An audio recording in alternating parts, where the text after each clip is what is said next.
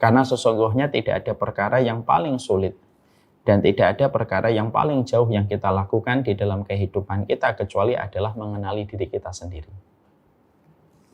Karena berapa banyak di antara kita sering mengenal kehidupan orang lain tetapi justru kita menjadi buta terhadap kehidupan diri kita sendiri. Kita rabun jauh, yang jauh kelihatan, yang dekat tidak kelihatan. Makanya tidak ada perjalanan terjauh manusia kecuali adalah mengenali dirinya sendiri. Makanya Allah menyampaikan kepada kita di dalam surat Ad-Dzariyat 21, wa fi anfusikum afala tubsirun. Pada diri kalian, apakah kalian itu tidak melihatnya? Artinya, Allah ketika menyampaikan pada ayat 21 surat Ad-Dzariyat, Allah sedang memberikan kepada kita sebuah refleksi bahwasanya kita sering tidak melihat apa yang ada pada diri kita. Kita terkadang mampu menelanjangi kehidupan orang lain, kita mampu menguliti kehidupan manusia yang lain, bahkan kita terkadang mudah memvonis kehidupan orang lain hanya berdasarkan video 1 menit, 2 menit yang kita jumpai. Tapi kita, sepanjang ini kita hidup, tetapi kita tidak mengenali diri kita sendiri. Kepada seluruh keluarga besar Fantaklim dan kepada seluruh yang hadir pada kesempatan malam kali ini, semoga Allah senantiasa memberikan kepada kita ilmu, karena sesungguhnya ilmu merupakan energi di dalam kehidupan kita. Memberikan petunjuk, karena petunjuk itu merupakan kekuatan di dalam kehidupan kita. Kalau kita tidak mendapatkan ilmu, tidak pula mendapatkan petunjuk. Kita tidak memiliki kekuatan dan tidak pula memiliki energi di dalam menghadapi setiap problematika dan setiap kewajiban yang ada di hadapan kita. Seorang bapak tentunya tidak akan kuat ketika menyelesaikan satu persatu setiap tugas yang dia emban. Kalau dia tidak memiliki alasan kenapa dia harus menyelesaikan semua tugas itu. Dan alasan itu tidak bisa didapatkan dari manapun kecuali dari ilmu. Seorang ibu ataupun seorang istri tidak akan bisa menyelesaikan setiap masalah dari setiap kewajiban dan setiap problematika yang dihadapi kalau dia tidak mendapatkan petunjuk. Dan tidak ada petunjuk yang paling maksimal memberikan solusi atas kehidupan kita kecuali adalah petunjuk yang datang dari Allah dan Rasul-Nya. Inilah yang menjadikan kita harus paham why-nya kita, kenapa kita harus mengkaji ilmu. Yaitu adalah karena ilmu memberikan kepada kita energi, dan kenapa kita harus terus mengkaji dalam setiap taman-taman ilmu. Karena sesungguhnya ilmu yang kita dapatkan juga membebaskan kita dari banyak blind spot yang ada pada kehidupan kita. Setiap manusia pasti memiliki blind spot, titik buta yang tidak mampu dia lihat sendiri. Dan tidak ada yang mampu menerangi blind spotnya kita sebagai seorang manusia kecuali adalah apapun yang datang dari Allah dan Rasul-Nya. Karena apapun yang datang dari Allah dan Rasul-Nya, maka sesungguhnya itu penerang di dalam setiap kegelapan pada blind spot yang ada pada kehidupan kita. Kenapa Messi masih membutuhkan pelatih? Karena Messi tentunya sadar dia banyak blind spotnya dan tidak ada yang bisa melihat Messi ketika sedang merumput kecuali yang melihat blind spotnya adalah pelatihnya. Itu analogi sederhana sekali bahwasanya ilmu kita kaji bukan hanya sekedar urusan pahala, bukan hanya urusan kita lebih solih dan tidak solih. Tapi why-nya kita, kenapa kita harus ngaji? Karena sesungguhnya ilmu itu membebaskan kita dari banyak blind spot yang ada pada kehidupan kita. Inilah yang menjadikan kita berharap sekali. Semoga Allah terus memberikan kecintaan kita kepada ilmu walaupun kita belum solih-solih amat.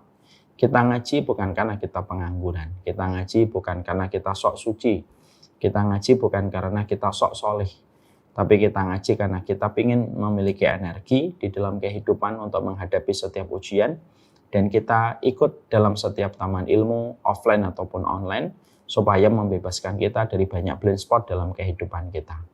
Inilah why yang harus selalu kita pegang, supaya kita paham kenapa kita harus senantiasa terikat dengan majelis ilmu.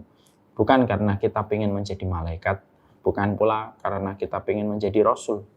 Kita ngaji karena kita ingin punya energi menghadapi setiap masalah, dan kita ingin supaya kita tidak terbentur pada titik butanya kita selaku manusia ketika kita telah mendapatkan cahaya ilmu yang datang dari Allah.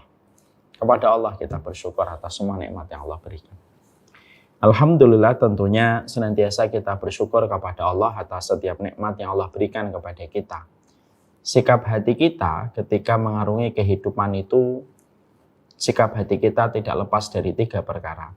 Syukurnya tanpa syarat, sabarnya tanpa tepi, ridhonya tanpa batas. Inilah 3 komponen dan 3 racikan penting pada hati kita menghadapi setiap perjalanan kehidupan kita. Kita bersyukur, dan syukur kita tanpa syarat. Jangan bersyukur ketika kita memberikan syarat. Nanti deh syukurnya kalau saya sudah punya istri. Nanti deh syukurnya kalau akhwat itu dan gadis itu sudah mau menerima pinangan dan lamaran saya. Ini namanya syukur bersyarat. Dan jangan memberikan syarat kepada Allah karena Allah pemilik alam semesta. Karena sesungguhnya dengan memberikan syarat, semakin kamu jauh dari Allah dan semakin sulit hidupmu. Dan kita memberikan syukur kita tanpa syarat. Karena kesyukuran itu merupakan kunci kelapangan di dalam kehidupan kita. Memang syukur tidak menjanjikan kuantitas. Syukur itu tidak menjamin kamu menjadi kaya. Tapi syukur itu memberikan kepadamu ketenangan di dalam perjalanan hidup. Ingat ya, agama kita bukan agama materialisme. Yang semua konteks agama selalu dibawa kepada konteks kekayaan. Agama kita adalah agama yang beriman kepada babak kedua. Agama kita adalah agama yang membawa supaya kita selamat pada kehidupan yang kedua ketika nanti kita dikumpulkan oleh Allah pada kehidupan akhirat. Jangan melupakan itu. Dan sesungguhnya itulah yang menjadikan kita paham. Syukur itu tidak menjamin kita kaya. Tapi syukur itu pasti menjamin kepada kita kecukupan. Kalau kita syukurnya tidak memberikan syarat. Kalau kita syukurnya betul-betul sudah benar, maka Allah akan menyederhanakan keinginan kita. Allah menyederhanakan keinginan kita.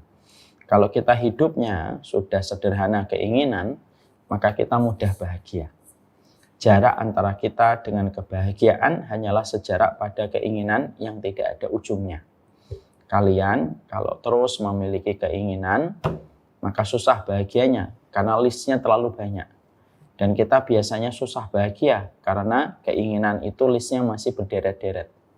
Tapi kalau kita sederhana keinginan kita, maka kita mudah bahagia. Karena jarak antara kita dengan kebahagiaan hanyalah sejarak pada keinginan yang kita tidak peroleh dan belum kita dapatkan. Makanya kalau syukur itu betul-betul berkualitas, dan bukan hanya sekedar lip service, maka kita tidak memiliki keinginan muluk-muluk.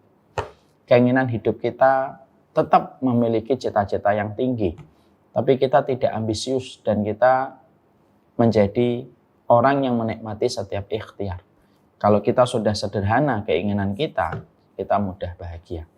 Allah mungkin tidak memberi kamu apa yang kamu inginkan, tapi pastinya Allah memberikan apa yang kamu butuhkan. Janganlah apa yang belum kamu dapatkan menghilangkan setiap nikmat dan setiap jengkal kebaikan yang sudah Allah kirimkan di dalam kehidupan kita. Itulah maknanya kita bersyukur. Menyederhanakan keinginan kita tidak menjamin kita kaya. Tapi orang kalau sederhana keinginan, maka dia mudah bahagia. Kita semoga menjadi insan yang bersyukur tanpa syarat, lalu bersabar tanpa tepi, dan tentunya ridho tanpa batas. Seluruh keluarga besar Fan Taklim yang hadir pada kesempatan hari ini. Kita pada kesempatan hari ini tentunya membicarakan tentang bagaimana kita berdamai dengan diri kita sendiri. Ini materi yang sangat berat sekali. Kenapa materi ini saya katakan dan saya jelaskan di dalam prolog kita, ini merupakan materi yang berat. Karena sesungguhnya tidak ada perkara yang paling sulit dan tidak ada perkara yang paling jauh yang kita lakukan di dalam kehidupan kita kecuali adalah mengenali diri kita sendiri. Karena berapa banyak di antara kita sering mengenal kehidupan orang lain tetapi justru kita menjadi buta terhadap kehidupan diri kita sendiri. Kita rabun jauh. Yang jauh kelihatan, yang dekat tidak kelihatan. Makanya tidak ada perjalanan terjauh manusia kecuali adalah mengenali dirinya sendiri. Makanya Allah menyampaikan kepada kita di dalam surat Ad-Dariyat 21, wa fi anfusikum afala tubsirun. Pada diri kalian, apakah kalian itu tidak melihatnya? Artinya, Allah ketika menyampaikan pada ayat 21 surat Ad-Dariyat, Allah sedang memberikan kepada kita sebuah refleksi bahwasanya kita sering tidak melihat apa yang ada pada diri kita. Kita terkadang mampu menelanjangi kehidupan orang lain, kita mampu menguliti kehidupan manusia yang lain, bahkan kita terkadang mudah memvonis kehidupan orang lain hanya berdasarkan video 1 menit, 2 menit yang kita jumpai. Tapi kita, sepanjang ini kita hidup, tetapi kita tidak mengenali diri kita sendiri. Nah, tentunya kalau kita tidak mengenali diri kita sendiri, bagaimana kita bisa berdamai? Karena ternyata salah satu di antara mata pelajaran yang ternyata selama ini tidak pernah kita berikan perhatian dan tidak pernah kita mencoba untuk menjawab setiap ujian. Ternyata itu adalah ujian yang ada pada diri kita ketika kita tidak mengenali diri kita sendiri di dalam kehidupan. Kalau kita sudah tidak berusaha untuk mengenali diri kita, bagaimana kita bisa berdamai? Bagaimana kita bisa menyelesaikan setiap problem yang ada di hadapan kita? Karena kita tidak tahu kapasitas kita ada di mana. Strength-nya kita, kekuatan kita ada di mana, weakness point kita ada di mana, ketika kita tidak pernah mengenali diri kita sendiri. Makanya sekali lagi saya katakan sebagai bagian dari penekanan, tidak ada perjalanan terjauh manusia, kecuali perjalanan terjauh manusia itu mengenali dirinya sendiri. Dan itu Allah sampaikan di dalam satu ayat yang sangat indah untuk kita jadikan perenungan dan refleksi. Ketika Allah berfirman, wa fi anfusikum afala tubsirun. Di dalam dirimu, apakah kamu tidak memperhatikan? Ini merupakan pertanyaan yang tentunya tidak sama sekali membutuhkan jawaban, tapi pertanyaan ini menjadikan kita memikir keras. Ternyata kita itu tidak pernah kenali diri kita sendiri. Makanya banyak di antara konsekuensinya, kalau kita sudah tidak mengenali diri sendiri itu apa? Kalau kita sudah tidak mengenali diri kita sendiri, ya kita tidak bisa membedakan. Contohnya, mana kata hati, mana kata suara syahwat dan hawa nafsu. Dan kita juga tidak tahu mana yang baik dan mana yang tidak baik yang harus kita pilih dan mana yang harus kita sapih. Karena kita tidak ngerti. Kita coba buka yang pertama, bedah yang pertama. Kalau kita tidak tahu tentang diri kita sendiri karena perjalanan terjauh diri kita adalah kepada diri kita dan ini tidak pernah kita mulai, kita tidak pernah mau membaca, kita tidak pernah mau memperkaya literasi tentang apa yang Allah sampaikan di dalam kitabullah dan hadis. Sehingga akhirnya kita tidak tahu. Kita nanti akhirnya bingung. Mengenali diri kita pun bingung. Sehingga akhirnya yang terjadi membedakan antara kata hati dengan kata syahwat saja tidak tahu. Berapa banyak laki-laki yang mereka berzina dengan seorang wanita yang katanya dia cintai. Dia ngotot mengatakan itu cinta gitu. Padahal pada saat itu bukan kata hatinya yang mengatakan itu, tetapi kata syahwatnya. Syahwatnya yang bicara, tapi dia tidak tahu kalau yang bicara itu syahwatnya. Lalu dia mengatakan, ini kata hati saya kok.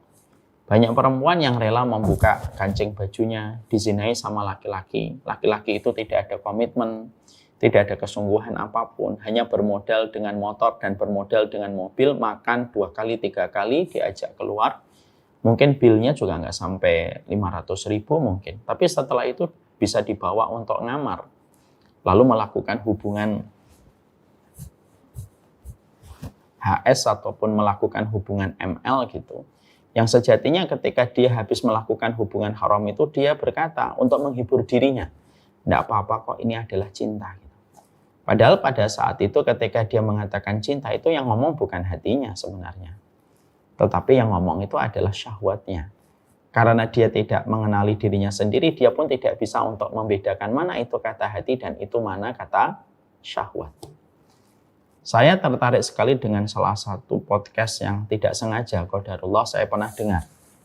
Di dalam podcast itu ada seseorang yang dia melakukan operasi transgender. Naudzubillahi min dzalik. Semoga Allah memberikan hidayah kepada orang ini dan hidayah kepada kita. Lalu ketika dia ditanya oleh podcaster, kenapa kamu melakukan operasi ini? Padahal kamu tahu hal semacam ini sangatlah masih tabu di Indonesia. Ini tidak bicara konteks agama ini.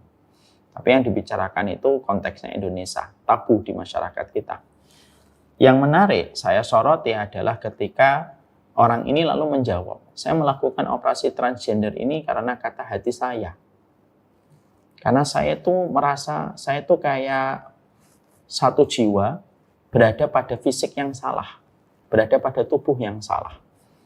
Dan akhirnya saya melakukan operasi ini. Ya. Tentunya pertama kita menjawab dulu dengan iman. Yang kita jawab dengan iman adalah Allah itu tidak pernah salah memilihkan jenis kelamin. Kalau ada orang menuduh Allah salah memilihkan jenis kelamin yang harusnya dia perempuan jadi laki-laki atau sebaliknya, dia laki-laki jadi perempuan. Ya kalau Allah sudah kamu tuduh salah memilihkan jenis kelaminmu, terus yang benar siapa? Yang benar dirimu dibandingkan Allah. Sehingga Allah salah memilih jenis kelamin dan kamu mengkoreksi pilihan Allah. Kok akal kita tidak bisa nerima itu ya? Saya nggak bisa nerima itu.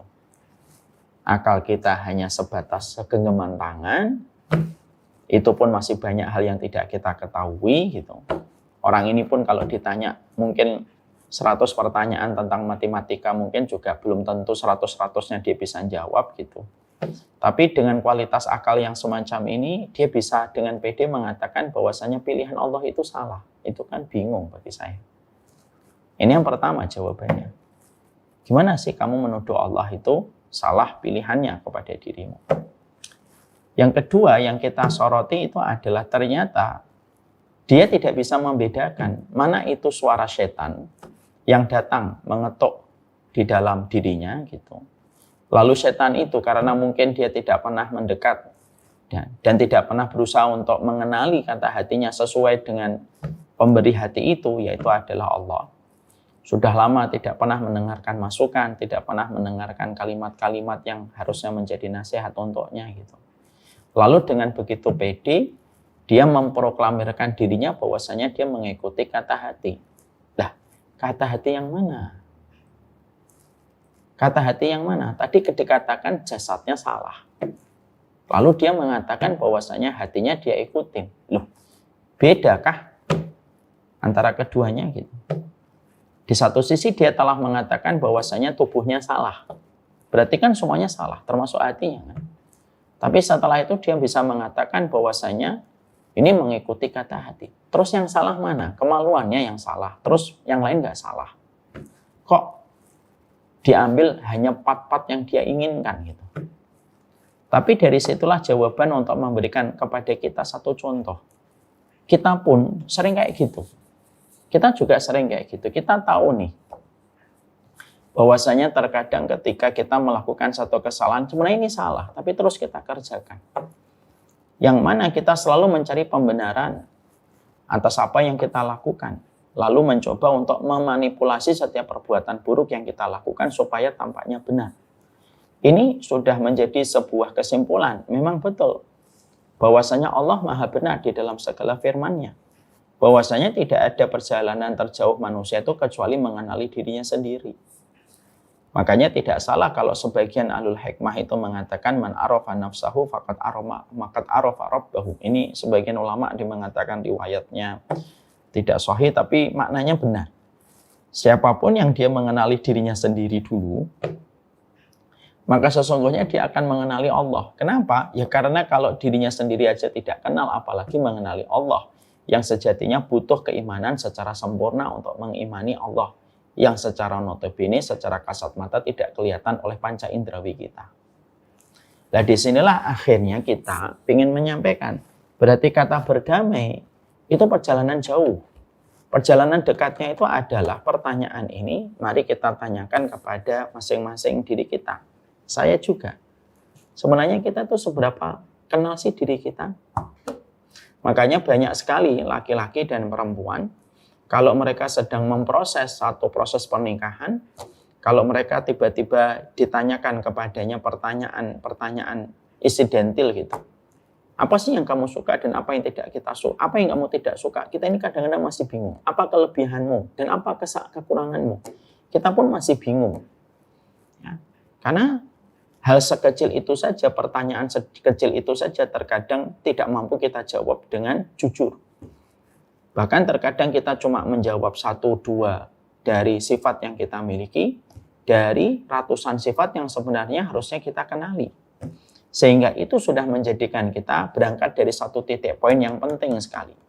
Bahwasanya kata berdamai itu dimulai dengan sebuah kata-kata yang singkat dari sebuah pertanyaan. Kita bertolak dari satu ayat di dalam surat Ad-Dhariyat 21. Kita itu sudah melakukan perjalanan untuk mengenali diri kita, belum sih sebenarnya? Atau jangan-jangan tadi saya sampaikan, jangan-jangan kita lebih fasih ketika ngomongin orang, kita lebih mudah menguliti orang, kita lebih mudah untuk menelanjangi kehidupan orang, tapi ternyata kita tidak pandai untuk menguliti dan untuk menelanjangi diri kita sendiri ketika kita pun masih sering berdusta untuk diri kita sendiri. Dan ini sebuah teguran untuk kita. Makanya Allah juga menyampaikan surat Ad-Dzariyat 21, mari kita relate, mari kita konekkan. Ini namanya munasabah. Mari kita sesuaikan. Surat At-Tur 21 sangat berkaitan dengan surat Al-Qiyamah. Surat Al-Qiyamah ayat ke-14 kalau tidak salah, Allah menyampaikan kepada kita, balil insan ala nafsihi basirah walau alqa ma'adhirah. Ya. Sesungguhnya manusia itu yang paling tahu tentang dirinya sendiri kalau dia itu melakukan sesuatu. Walau alqa ma'adhirah, walaupun manusia itu sering mengemukakan alasan-alasan kalau dia melakukan sebuah perkara. Jadi gini, Allah itu ingin untuk membuka fakta kepada kita. Manusia itu sering salah berprasangka sama orang lain. Kenapa? Karena yang paling tahu tentang diri kita itu ya diri kita sendiri. Ya. Walaupun kita sering mengemukakan banyak alibi, banyak alasan ketika kita melakukan dosa dan melakukan kemaksiatan. Tapi sebenarnya kita tuh tahu bahwasanya kita ini pendosa. Jadi artinya surat Ad-Dzariyat 21 dikonekkan dan disambungkan dengan surat Al-Qiyamah. Ini memberikan kepada kita satu kesimpulan yang sangat kuat sekali. Bahwasanya ketika manusia tidak mengenali dirinya sendiri, dan dia tidak memahami kelemahannya, tidak memahami rezeki amal yang Allah berikan kepadanya, atau tidak memahami keutamaan dan kelebihan yang Allah berikan kepadanya, itu sampai menjadikan manusia itu apa? Sering mengemukakan alibi untuk nutupin segala macam kejahatannya. Dan dia begitu pandai untuk menyampaikan kalimat-kalimat yang mungkin indah. Tapi bisa jadi di balik kalimat-kalimat yang indah, hatinya tidak sekhusyuk apa yang diucapkan oleh lisannya. Ya. Dan kalau dia terungkap dan kalaupun dia tertangkap melakukan sebuah kemaksiatan, maka dia langsung mengemukakan berbagai macam alibi, lalu dia menjadi pengacara hebat untuk dirinya atas kesalahan yang dia kerjakan, supaya kesalahan itu tidak ditimpakan kepadanya ketika dia banyak beralasan. Ini menunjukkan kepada kita bahwasanya Masya Allah ya bahaya sekali. Sehingga ketika manusia tidak mengenali dirinya, lalu akhirnya dia terus membiarkan dirinya berada di dalam kondisi yang berlarut-larut. Ketika dia tidak mengetahui apa yang sebenarnya terjadi pada hidupnya. Kemaksiatan apa yang terus dia kerjakan. Dosa apa yang terus dia lakukan. Dan berbagai macam topeng yang terus dia kenakan di dalam perjalanan hidup. Ini akhirnya menyebabkan apa? Dia akan terus mengemukakan alibi terus. Sehingga akhirnya kalau sudah semacam itu bisa jadi di antara konsekuensinya yang paling dekat itu apa? Ya bisa jadi salah satu di antara mental health atau mental illness yang kita jumpai adalah NPD, Narcissistic Personality Disorder gitu, yang mereka tidak pernah mau disalahkan dan tidak pernah mau masalah ketika mereka kehilangan empati. Itu salah satunya juga dari proses ketika dia tidak mengenali dirinya sendiri. Kan mengerikan ya. Kalau kita bicara hari ini tentang satu fenomena yang membuat kita semuanya harus merasa gitu, jangan-jangan saya NPD atau enggak sih gitu. Karena orang NPD itu kalau tidak salah, nanti tolong saya dikoreksi. Kalau tidak salah, salah satu di antara karakteristik yang sangat lengket dengan orang NPD itu apa? Ya mereka tidak pernah mau salah. Dan mereka selalu bermain playing victim. Playing victim itu kalau di dalam surat Al-Qiyamah, itu adalah balil insanu ala nafsi basir walau alqa ma'adhirah. Mereka tuh sering mengemukakan alasan itu. Walaupun dia telah melakukan sebuah kesalahan dan telah melakukan sebuah kejahatan. Dan akhirnya itu menjadi sebuah bom waktu yang luar biasa yang bisa menjadikan luluh lantak kehidupan seseorang itu berantakan. Dan bisa jadi dia akan melakukan tindakan yang melampaui batas ketika seseorang itu tidak mengenali dirinya sendiri. Bukankah kita sering jumpai ada orang yang mereka marah gitu. Misalkan ya, ketika dia terkena inner child. Salah satu konsekuensi orang yang terkena inner child itu apa? Mudah, salah satunya dia melakukan sikap keras gitu. Tanpa ketika dia telah memiliki lingkaran luka pada lingkaran masa lalunya, lalu dia tidak mengenali dirinya bahwasanya ada lingkaran luka yang ada pada dirinya ketika di masa kecil. Lalu dia mencoba untuk menutupi dan menutupi, terus menutupi dan menutupi. Yang terjadi apa? Ya bisa jadi akhirnya yang terjadi adalah orang-orang yang terkena hutang pengasuhan di dalam menghadapi setiap masalah maka cenderung emosional. Dan terkadang tidak akan pernah bisa menyelesaikan masalah kecuali dengan masalah-masalah yang timbul setelahnya. Dan itu kan berbahaya. Dari kasus NPD, dari kasus NPD, dari kasus orang inner child ketika dia terkena luka pengasuhan. Bahkan banyak orang yang mereka tuh sudah terkena luka pengasuhan tuh denial dia akan tolak, oh enggak sayang. Padahal bisa jadi itulah yang menjadikan dia melakukan kekerasan terus di dalam kehidupan dia bersama, misalkan kalau dia sudah nikah bersama rumah tangganya. Makanya pernah ada satu kasus yang menurut saya ini kasusnya saya khawatir bahwa ini kasusnya itu nyata gitu. Dan kasus ini tuh membuat kita semuanya harus berpikir ulang gitu. Karena kita harus mengenali satu kaidah gitu. Masaibu qaumin inda qaumin fawaid. Musibah yang menimpa kepada orang itu harusnya menjadi pelajaran bagi kita yang tidak mendapatkan musibah itu. Kalau tidak kita pelajari polanya, musibah itu bisa jadi musibah itu bisa mengenai kepada kita. Bukan berarti kita membicarakan konteksnya kita lebih baik. Enggak. Kita konteksnya untuk menyerap. Evaluasi supaya pola musibah itu tidak terjadi kepada kita. Ada dua yang saya peroleh gitu. Yang pertama ada satu kasus seorang suami yang tampaknya baik. Ya ikut ngaji gitu. Ikut kajian. Tapi setiap nanti dia ada masalah dengan istrinya, dia langsung melakukan kekerasan. Istrinya pernah dibanting. Layaknya smackdown. Setelah dibanting gitu, padahal beliau berprofesi sebagai dokter. Insya Allah. Bukan mengenai profesinya ya, ini bisa mengenai siapapun. Bisa dokter, bisa ustadz, bisa guru. Lalu ketika dia dalam kondisi membanting, setelah itu minta maaf, nyesel. Setelah itu nanti 1 minggu, 2 minggu ada perkara yang menjadi penyebab ke-trigger dia melakukan kembali. Dan ternyata ketika dicoba untuk dibedah gitu, dibedah kasusnya gitu. Ternyata ketika dibedah kasusnya, beliau ini merupakan seorang anak yang bertumbuh dewasa, tidak bersama dengan orang tuanya, dititipkan kepada kakek neneknya, tidak pernah bersama orang tuanya.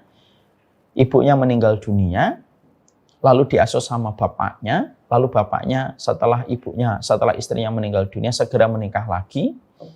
Ibu tirinya ini sebenarnya baik, tapi karena dia memang karakternya anak ini agak keras, karena mungkin dia ingin menyampaikan suara kesedihannya ketika ibunya meninggal dunia, sehingga dia membahasakan itu dengan kenakalan-kenakalannya yang menjadikan ibunya lama-lama terkikis kesabarannya dan akhirnya tidak kuat. Maka jalan tengahnya yang dilakukan oleh sang bapak adalah menitipkan sang anak kepada neneknya. Dan ternyata itu menjadi dendam. Sehingga akhirnya ini prosesnya ini apa? Ya proses ketika dia tidak tahu tentang kebutuhan basic yang ada pada dirinya. Kan? Sehingga ketika dia tidak tahu tentang kebutuhan basic pada dirinya, dia bodoh terhadap dirinya. Ketika tidak merespon apa yang Allah sampaikan di dalam surat Adz-Dzariyat 21, surat Al-Qiyamah, maka akhirnya apa? Ketika hatinya itu sudah membutuhkan pertolongan, maka itu tertutupi dengan aktivitas yang terus berjalan.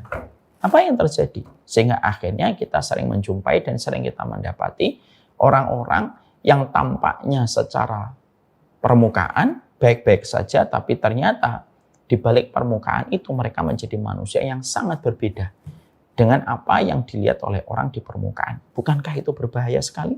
Ini musibah, ini menjadi sebuah contoh untuk kita. Yang kedua, saya pernah mendapati kisah nyata ini disampaikan seorang ustadz. Ada seorang ustadz cerita kepada saya, ada seseorang yang lumayan terkenal gitu. Dan juga banyak berbicara tentang hal-hal yang berbau agama gitu. Tapi ternyata dia kecanduan untuk berzina. Tanpa disadari, dia kecanduan untuk berzina. Dia booking banyak perempuan. Dan itu qadarullah ketahuan. Karena serapat apapun kita melakukan dosa itu pasti ada saatnya kalau sudah melampaui batas, maka Allah akan buka dosa itu. Ada tisu nggak? Nah, kertas itu. Saya ambilkan contoh ya. Kita harus paham bahwasanya Allah itu bersifat as-sattar. As-sattar itu apa? As-sattar itu maha menutup. Ini namanya as-sattar.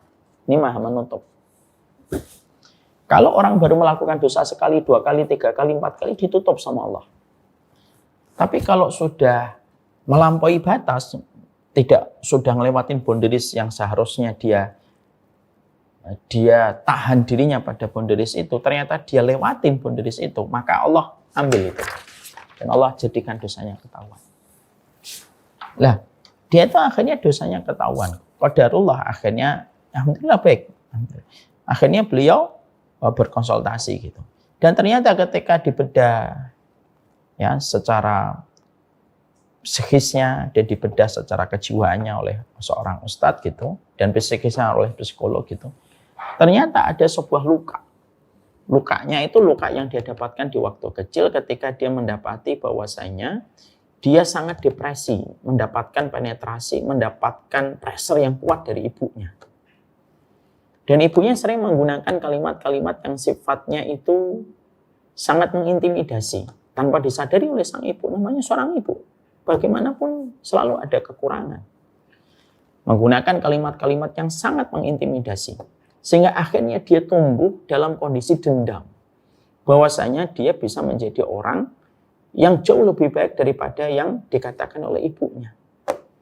Dendam itulah yang menjadikan dia itu akhirnya ketika zina, itu selalu zina dengan perempuan yang lebih tua. Jauh lebih tua. Seakan-akan dia ingin menunjukkan superior dia sebagai seorang laki-laki gitu. Bahwasanya dia seakan-akan secara tidak langsung ingin menunjukkan kepada ini, Bu, saya taklukkan kamu. Dan itu dilakukan dengan cara dia melakukan perzinahan. Hal semacam ini tuh kan sangat berbahaya gitu. Kita doakan semuanya dapat hidayah dan kita doakan juga diri kita dapat hidayah. Tapi 2 contoh nyata ini menunjukkan kepada kita bahwasanya kita ini terkadang karena kita dalam kehidupan adalah makhluk sosial, ditambah lagi dengan fenomena gadget dan fenomena digital di zaman Dajjal sebelum muncul itu digitalnya luar biasa. Akhirnya kita tuh sering terdistract. Tanpa kita sadari akhirnya kita lalai untuk melihat apa yang harus kita mengerti tentang diri kita. Tentang kelemahan diri kita, tentang apa yang sebenarnya kita butuhkan. Sehingga ketika perkara ini merupakan sebuah kewajiban basic pada kehidupan kita, ya akibatnya nanti akhirnya berlarut-larut. Sehingga akhirnya menimbulkan berbagai macam problem yang terjadi atas kehidupan kita. Itu sebenarnya adalah terjadinya problem dalam kehidupan kita itu ya karena kita tidak mengenali diri kita sendiri dan kita tidak pernah berupaya untuk mengenali diri kita sendiri. Makanya menarik apa yang pernah terjadi pada biografinya Imam Al-Ghazali gitu. Ketika Imam Al-Ghazali itu sudah menjadi guru besar gitu, tapi dia tinggalkan itu semua jabatannya itu. Dia tinggalkan semua jabatannya. Lalu yang terjadi adalah beliau mengasingkan diri dan beliau tuh pengen mencari titik terdalam di dalam hatinya itu apa gitu.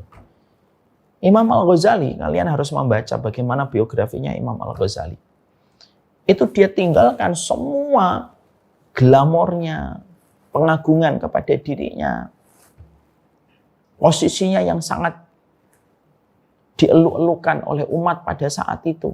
Pada saat ketika beliau berada pada puncak-puncaknya orang, ketika telah mendapatkan keutamaan dalam ilmu, tapi justru ada yang mengusik di hatinya beliau. Sehingga akhirnya beliau itu tinggalkan semua itu untuk menenangkan dirinya, untuk mencari titik terdalam pada dirinya. Makanya akhirnya keluarlah kitab monumental, yang tentunya walaupun kitab ini tidak lepas dari kekurangan, tapi kitab ini bukan hanya difahami dari sudut pandang apakah kitab ini ada hadis palsunya atau tidak. Ya, ada tidak sedikit hadis palsunya.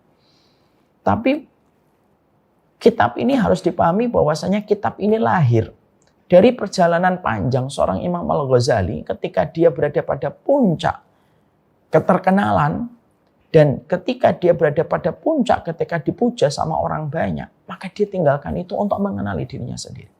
Makanya kitab Ihya Ulumuddin itu kitab yang tetap layak dijadikan referensi. Makanya sampai Ibnu Qudamah saja memberikan mukhtasar, kan, memberikan kitab ringkasan namanya Minhajul Qasidin.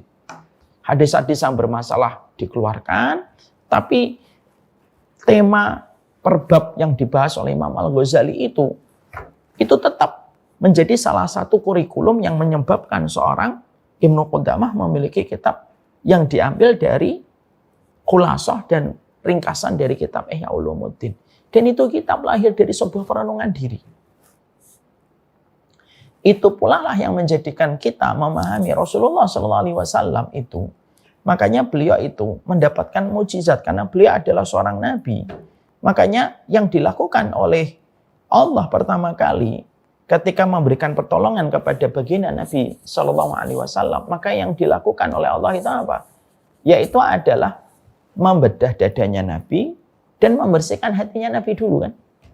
Dan itu terjadi ketika Nabi masih belia. Berapa kali Nabi dibedah dadanya oleh malaikat Jibril, perintahnya Allah? 2 kali. 2 kali. Dan kita menyaksikan kata Anas bin Malik, yaitu seorang sahabat belia yang menjadi pembantunya Nabi selama 10 tahun, sampai memberikan testimoni, kuntu ara asarul makhid fi sadri Rasulullah. Aku ini melihat bagaimana bekas jahitan itu ada di dada Rasulullah Shallallahu Alaihi Wasallam. Artinya betul-betul dibedah itu memang ditinggalkan jejaknya untuk kelihatan. Dan yang dilakukan Allah pertama kali itu apa? Membersihkan hatinya Nabi. Bukan hanya dibersihkan, tapi setelah itu Nabi dijadikan anak yatim, piatu. Lalu dijadikan Nabi dalam kondisi dipindah-pindah dari satu orang kepada orang yang lain. Dijadikan Nabi menggembala kambing. Itu semuanya tarbiyah. Itu semuanya tarbiyah. Itu semuanya edukasi tingkat tinggi yang diberikan Allah kepada Nabi Muhammad supaya persoalan pada dirinya selesai dulu sebelum beliau akan memikul tugas besar bagaimana memberikan cahaya kepada seluruh umat manusia. Itu yang dilakukan Allah pertama kali itu ya Allah menyelesaikan apa yang ada pada kehidupan Rasulullah SAW. Lah inilah yang menjadikan kita akhirnya memahami betul. Pada kesempatan malam kali ini yang pengen saya sampaikan itu apa? Mengenali diri sendiri itu penting sekali. Dan ini bukan bersifat anjuran. Ini bukan bersifat himbauan. Tapi ini merupakan sebuah kewajiban. Karena kalau kita tidak mengenali diri kita sendiri, maka kita tidak akan pernah tahu apa yang kita butuhkan di dalam kehidupan kita. Kamu tidak tahu apa yang kamu kenali dirimu sendiri, kamu tidak tahu apa yang kamu butuhkan. Kamu sakit, tapi kamu tidak tahu kamu sakit apa. Terus gimana? Apa racikan obat yang kita harus berikan kepadamu kalau kamu tidak tahu penyakit kamu itu apa? Ini merupakan perkara untuk membuat kita membuka hati dan pikiran kita gitu. Sehingga pertama yang kita harus lakukan sebelum kita mengenal kata berdamai dengan diri kita sendiri itu adalah yang harus kita lakukan pertama kali adalah mengenali diri kita sendiri. Ini yang kita harus mengerti. Makanya setidaknya setelah kita memahami bahwasanya kita ini diwajibkan untuk mengenali diri kita sendiri sebagaimana firman Allah yang tadi kita bedah di dalam surat Ad-Dzariyat 21, perjalanan terjauh manusia itu adalah mengenali dirinya sendiri, maka setidaknya apa perkara-perkara yang harus kita mengerti. Maka setidaknya ada beberapa hal yang menjadi ada beberapa hal penting yang harus kita jawab untuk diri kita sendiri sebelum kita nanti melanjutkan kepada sebuah tahap yang kedua, berdamai dengan diri sendiri. Gimana sih mau berdamai, mengenali diri sendiri aja belum kok. Makanya akhirnya yang pertama ada beberapa pertanyaan besar yang tentunya kita harus tujukan kepada diri kita sendiri. Kalau pertanyaan-pertanyaan itu nanti terjawab, baru nanti kita pada step yang kedua.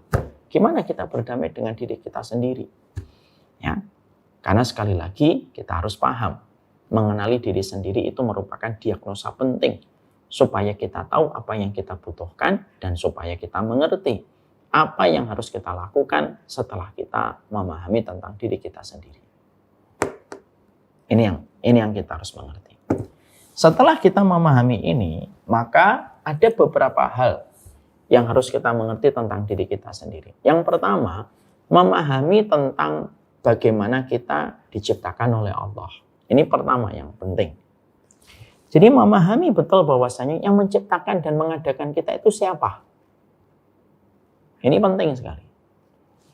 Karena kalau kita tahu siapa yang menciptakan kita dan kita berjalan pada kehidupan kita menuju arah kemana, ini penting. Sehingga kita akhirnya paham, oh ternyata kita ini seorang hamba, kita ini adalah seorang makhluk yang Allah ciptakan, kita punya majikan, kita punya Tuhan, dalam bahasa versi Indonesianya, kita punya Rabb yang bernama Allah. Lalu kita tahu bahwasanya muara perjalanan kita itu adalah menuju kepada kehidupan berikutnya, yaitu menuju kepada leg yang kedua. Jadi, dari pertanyaan pertama ini, min aina nahnu wa ila aina nahnu. Dari mana kita berasal dan kemana kita ujungnya. Maka sesungguhnya pertanyaan ini basic, tapi ternyata kita tidak sering bertanya. Kita ini sebenarnya simpel. Kita ini adalah makhluk yang Allah ciptakan. Kalau kita sudah memahami kita itu makhluk, berarti kita harus mengikuti majikan. Berarti kita ini statusnya apa? Ya statusnya itu ya pegawainya Allah. Karyawannya Allah. Allah ciptakan kamu supaya kamu menjadi karyawannya Allah. Menuju kemana? Menuju kepada leg yang kedua, babak kedua supaya selamat. Gimana caranya kita bisa selamat pada babak kedua? Ya kamu jujur menjadi karyawannya Allah. Kalau kita tahu bahwasanya ini karyawannya Allah dan kita terikat dengan Allah Subhanahu wa taala dan kita tidak mungkin tercipta begini saja kecuali Allah yang menciptakan kita, maka sesungguhnya kita harus paham Allah tidak mungkin menciptakan kita itu tanpa tujuan. Kenapa sih Kang Ridan diciptakan gitu?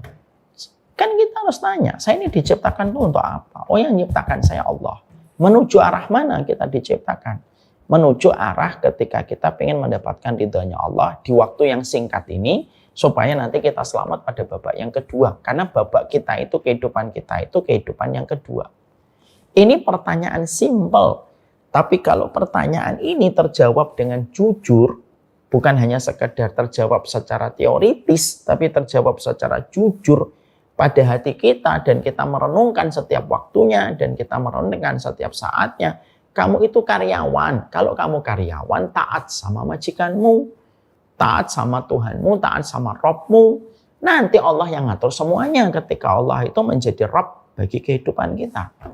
Maka ketika ini terjawab, maka menjadikan kita itu akhirnya tahu apa yang harus kita kerjakan. Ini pertanyaan kalau secara teoritis gampang dijawabnya. Tapi secara aplikasi, secara aplikatif, untuk mengeksekusi pertanyaan ini dalam kehidupan kita, susahnya luar biasa. Susahnya luar biasa. Tapi kalau pertanyaan ini memang jujur kita jawab, ini banyak sekali efeknya yang bisa kita rasakan dalam hidup. Jadi enak kita hidupnya. Ya. Anda mengatakan, Ustadz, nanti kalau saya tahu saya ini adalah makhluknya Allah, hambanya Allah. Tapi kalau kayak gitu jadinya capek. Memang dekat sama Allah itu capek. Tapi jauh dari Allah lebih capek. Tapi kita tahu arahnya itu kemana. Akhirnya kita tidak salah untuk mengenali eksistensi kita itu sebagai apa. Sehingga kalaupun kita sudah tahu di situ, minimal nih efek yang kita akan rasakan. Minimal nanti adalah kalau kita terjadi sesuatu, ya kita kembalikan semuanya kembali kepada Allah. Dan ini merupakan proses memantaskan diri kita di hadapan Allah. Contoh nih, sambilkan contoh. Mohon maaf nih kalau contohnya agak terkesan terlalu family sentris. Saya ini punya seorang ibu. Ibu saya ini diuji oleh Allah. Ujiannya menurut saya berat. Kedua kakak saya cerebral palsy. Kalau kalian belum tahu cerebral palsy kayak Down syndrome tapi dengan versi yang berbeda. Kalau Down syndrome itu ada pada ciri wajahnya. Kalau cerebral palsy itu kayak orang biasa, wajah face-nya itu biasa. Tapi secara kejiwaan mereka kayak anak di bawah 5 tahun. Yang ngancingin baju nggak bisa dan lain sebagainya. Kayak anak kecil, walaupun umurnya sudah 50 tahun nih. Kakak saya pertama 57 tahun sekarang. Kakak kedua 49 tahun itu sudah meninggal dunia 3 tahun yang lalu. Saya tuh pernah sebagai anak kecil, SD atau SMP saya lupa, saya tuh ngobrol, ibu dan bapak dulu pacaran enggak sih? Ya enggak, kami enggak pernah pacaran. Kami dijodohkan sama orang tua. Ibu nurutin, sebenarnya ibu nggak mau, tapi karena ibu nurutin orang tua. Bapak juga sebenarnya nggak mau, tapi nurutin orang tua. Artinya prosesnya nggak pernah sama sekali pacaran. Surat-suratan nggak pernah, ketemuan nggak pernah. Menikah, dapat anak 2 semacam itu. Lalu saya tanya, kenapa ya Bu, ibu kok dapat ujiannya seberat itu? Karena anak kecil, fitrahnya itu kan tanya sesuatu yang normal gitu. Kenapa sih saya nggak punya mas dan tidak punya mbak yang normal gitu? Nggak punya teteh yang normal gitu. Yang bisa saya ajak ngobrol gitu. Berbagi hobi dan lain sebagainya. Ada jawaban ibu yang simpel tapi ngena gitu. Dan kemarin saya pas ada acara di Jakarta di menenangkan hati dan memenangkan jiwa itu, saya juga sampaikan ke sana. Jawaban ibu itu apa? Ya Nang, kita ini adalah, hidup ini adalah pasrah sama Allah. Ya Allah yang ngatur. Bukan kita yang ngatur. Gitu. Jadi kita itu hanya punya kepasrahan sama Allah. Yaudah, tepati aja janjimu sama Allah. Udah pasrah aja sama Allah. Kan kita tidak bisa ngatur, tidak bisa milih yang kita mau. Allah yang memilihkan. Tapi Allah tidak pernah salah kalau memilihkan sesuatu kepada kita. Makanya saya sering kan ngomong di banyak kesempatan, mungkin bagi yang nge-follow saya pasti paham. Saya sering menggunakan kalimat, Allah tidak pernah salah memilih pundak. Nah, itu kalimat yang saya sampaikan karena saya belajar dari ibu saya. Beliau mengatakan sudah pasrah. Dan ibu saya menjalani tugasnya beliau untuk merawat kedua kakak saya sepanjang hidup beliau, sampai beliau meninggal dunia. Kalau beliau ngerawat saya sampai 6 tahun, 7 tahun saya sudah bisa mandiri. Tapi kedua kakak saya tidak pernah mandiri. Makanya beliau malam karena serangan jantung, sorenya itu masih memandikan kakak saya. Masih memandikan kedua kakak saya. Kelapangan hati yang beliau miliki itu, ya, walaupun saya tidak mensucikan beliau sama sekali, beliau jauh dari kata sempurna. Tapi apa yang beliau sampaikan itu memberikan kepada kita tentang sebuah perkara simpel. Kita ini sebenarnya miliknya siapa sih gitu? Kalau kita tidak menjawab ini secara jujur, lalu hanya menjawab secara teoritis, ya kita ini hambanya Allah. Itu teoritis. Pasti dampaknya itu akan berbeda sekali. Itu dampaknya beda sekali.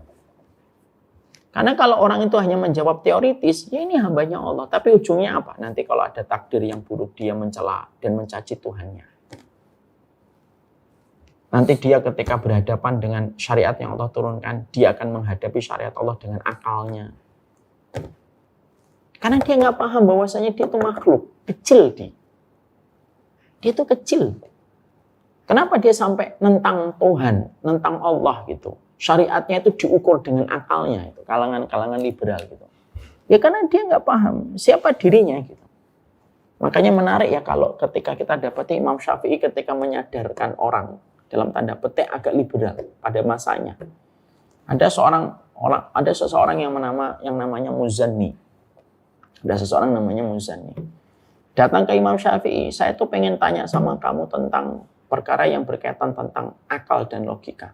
Loh, ketika dapat pertanyaan itu Imam Syafi'i langsung marah. Sini kamu. Kamu tanya tentang apa yang sesuai dengan akal dan logikamu? Iya. Lalu Imam Syafi'i mengatakan, kamu tahu nggak jumlah bintang di langit itu berapa? Nggak tahu. Hitung. Ya nggak bisa dihitung dong. Oke, 1. Nggak bisa hitung toh. 2. Kamu tahu nggak terbuat dari apa bahan-bahan itu yang ada bintang di langit itu?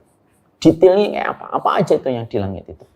Yang mana saya tahu, saya nggak pernah terbang. Oke, 2, nggak bisa tahu. Yang ketiga ditanya pertanyaan wudhu. 10 pertanyaan. 4 tok yang bisa dijawab, 6-nya salah. Perhatikan nih. Gaya jawaban Imam Syafi'i. Ketika dia paham siapa dia dan dia paham siapa Robnya, siapa Tuhannya. Imam Syafi'i langsung berkata, lu akal semacam itu pingin untuk memahami kebenaran dengan versi akalmu, padahal akalmu selemah itu, lalu memaksakan kebenaran dari Allah itu harus sesuai dengan akalmu. Lu akalmu tuh segede apa kalau memaksakan algoritma apa yang Allah tetapkan itu harus ngikutin kapasitas RAM otakmu. Itu kalau bahasa kita. Gak masuk. Dari kata-kata tegasnya Imam Syafi'i itu Imam Muzani. Akhirnya Muzani itu jadi muridnya Imam Syafi'i. Dan akhirnya jadi salah satu ulama besar. Imam Muzani namanya.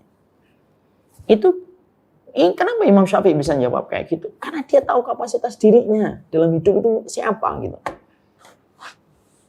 Sehingga akhirnya kalau kita tuh tahu diri kita itu siapa, ya minimal kita itu tahu gitu loh bahwasanya kapan, apa yang harus kita lakukan, gimana nyikapi sesuatu, semuanya itu jadi enak ketika kita tahu kita ini siapa gitu dalam kehidupan kita.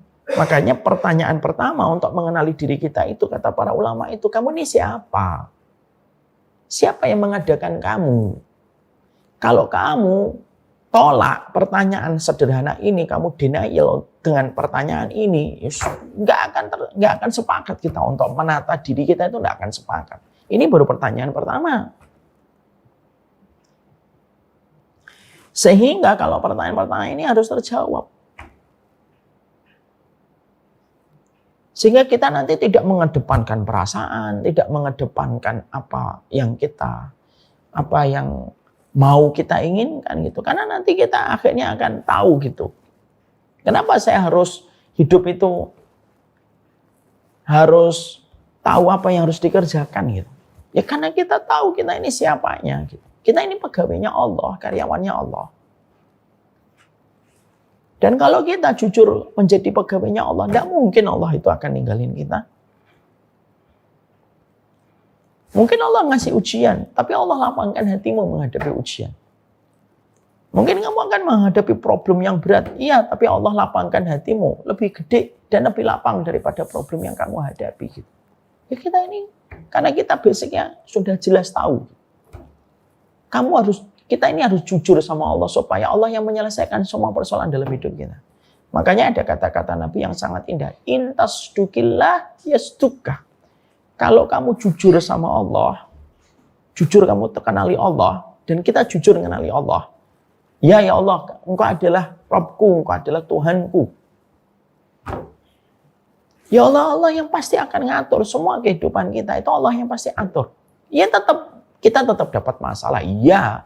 Bukan berarti kalau kita sudah beriman tuh berarti masalah tidak ada. Tidak bisa. Hidup tuh memang harus beririsan dengan masalah. Itu caranya Allah membentuk kekuatan kita. Kopassus itu kalau nggak diuji dengan ujian berat tidak akan layak menjadi pasukan komando, pasukan khusus. Kenapa kok berbeda dengan TNI biasa? Karena ujiannya berat. Ujiannya berat diakhiri dengan pengangkatan dan pemberian baret merah di pantai Cilacap biasanya. Tapi proses ujiannya kan berat banget. Jadi kalau kita hidup itu mungkin nggak kita nggak dapat ujian? Ya nggak mungkin. Tapi Allah akan menenangkan. Allah akan melapangkan dan Allah akan membantu kita untuk menyelesaikan satu persatu masalah. Ujian itu Allah berikan kepada kita itu supaya kita itu banyak meresap banyak pelajaran gitu. Tapi kalau kita mulai dari diri kita untuk mengenali, ya Allah saya ini karyawannya Allah, ya sudahlah jadi karyawan yang baik. Jadi karyawan yang baik. Tidak salah kalau orang-orang yang pernah saya baca di sosial media itu mengatakan hidup itu hanyalah panggilan dari sholat kepada sholat berikutnya. Itu bukan perkataan lebay, itu memang perkataan benar. Kita ini hanya memenuhi panggilan Allah saja. Dan pastikan hati kita sebagai receiver-nya itu bisa menerima panggilan Allah. Gitu. Kan hati kita itu kan receiver-nya menerima panggilan. Ya, kalau receiver-nya rusak gimana? Dan gimana kok hati itu tidak bisa menjadi receiver panggilan Allah? Ya karena kita tidak ngerti. Pertanyaan pertamanya itu kita nggak pernah jawab. Kita jawab secara teoritis, tapi kita tidak pernah jawab Tidak pernah kita jawab secara jujur. Kita ini siapanya Allah. Gitu. Kalau kita sudah jawab kita itu siapanya Allah, jadi enak. Jadi tidak ada orang yang menyembunyikan topeng. Gitu. Karena dia tahu dia ini siapa. Gitu. Sehingga masalah-masalah hari ini tuh kan ngeri ya. Ada salah satu podcast itu. Saya lupa. Tapi tokoh terkenal, tokoh nasional. Bukan tokoh ya, artinya ya orang yang malah melintang lah di dunia coaching dan motivasi itu. Dia berkata, hari ini kita berada pada satu masa waktu ketika banyak orang NPD memiliki follower hingga ratusan ribu. Dan banyak orang yang mereka itu pintar, berdasarkan penelitian, saintistiknya itu bagus gitu. Tapi tidak ada banyak orang yang mengikutinya. Itu yang mengatakan salah satu motivator nasional. Sehingga akhirnya itu yang paling kita khawatirkan. Yaitu ketika terjadinya diri kita itu tidak mengenali diri kita. Makanya pertanyaan basic yang pertama kata para ulama itu apa? Kamu ini siapa sih? Kenapa kok tiba-tiba hadir? Saya hadir secara random. Memang ada yang random di atas muka bumi ini. Saya hadir tanpa tujuan. Saya percaya Tuhan tapi saya tidak mengikuti syariatnya. Emang bisa masuk akal gitu? Kamu masuk Pertamina tapi kamu nggak mau ngikutin aturan Pertamina gitu? Misalkan ada orang agnostik gitu ya. Ya dia tidak ateis gitu. Saya tetap percaya Tuhan tapi saya tidak mau ngikutin. Saya tidak mau mengikuti agamanya. Emang mungkin gitu? Kamu masuk YouTube, terus kamu tidak ngikutin aturan YouTube. Aturan YouTube aja kamu ikuti kok. Aturan YouTube aja kamu ikutin kok. Lalu kamu bisa pede mengatakan, saya tahu Tuhan itu ada, eksistensinya, tapi saya nggak mau ngikutin aturannya. Ya logis. Kamu aturan YouTube, kamu ikutin kok. Kamu yakin adanya Tuhan, tapi kamu tidak mau ngikutin. Karena pertanyaan pertama ini belum selesai. Kamu dapat, saya tanya, kita pengen dapat email saja. Kita pengen dapat email saja. Kita itu harus ngikutin term and condition yang disajikan dan disuguhkan oleh Google misalkan. Term conditionnya itu yang banyak itu loh, yang nggak pernah kita baca. Yang di bawahnya itu accept sama decline. Itu aturan sepanjang itu kita harus terima. Kalau kita klik yang decline, tolak, nggak bisa kita dapat email. Makanya orang agnostik itu menurut saya bingung. Kamu yakin adanya Tuhan tapi tidak mau ngikutin aturannya. Ya, kamu sama YouTube aja nurut. Sama YouTube kamu nurut. Itu semuanya jadi masalah kemana-mana jadinya. Makanya pertanyaan ini adalah jelas. Makanya Allah jelaskan kan di banyak ayat gitu. Kamu itu siapa, diciptakan dari apa. Itu kenapa kok banyak sekali Al-Quran menyampaikan itu. Karena banyak orang itu gagap tentang dirinya sendiri. Jadi dia itu walaupun balik kayak anak kecil itu kan tidak bisa jawab dirinya sendiri. Dan akhirnya dari pertanyaan simpel ini kalau tidak kita rawat betul, lalu kita berikan penanganan atas pertanyaan pertama ini, yang terjadi apa? Seluruh kehidupan kita akan menjadi berantakan. Dan ini baru pertanyaan pertama. Ternyata sudah jam 9:04. Dan ini masih jauh sebenarnya. Tidak apa-apalah, ilmu tidak usah langsung banyak semuanya. Nanti satu waktu kita akan lanjutkan. Apa pertanyaan kedua, ketiga, keempat, kelima. Tentang diri kita dulu. Kita selesaikan dulu tentang pertanyaan diri kita sendiri. Baru setelah itu nanti kita membahas berdamai dengan diri sendiri. Makanya ketika saya tadi baca temanya, wah ini tema panjang ini. Karena kalau pertanyaan ini sudah dieksekusi dengan benar, dimanapun kita berada kita baik-baik saja. Kalau kamu sudah tahu kalau kamu adalah budaknya Allah, karyawannya Allah, walaupun kamu di atas tubuh perempuan yang kamu inginkan, kamu bisa meninggalkan perempuan itu karena Allah. Kalau kita tahu kalau diri kita itu adalah karyawannya Allah. Kalau diri kita tahu bahwasanya kita karyawannya Allah, maka kita pun bisa menolak cek. Dengan ratusan juta kita tolak. Dengan kita mengatakan tidak. Jangan coba sogok saya. Kalau kita tahu kita ini karyawannya Allah. Semoga Allah rahmati dan Allah berkahi kita. Wassalamualaikum warahmatullahi wabarakatuh.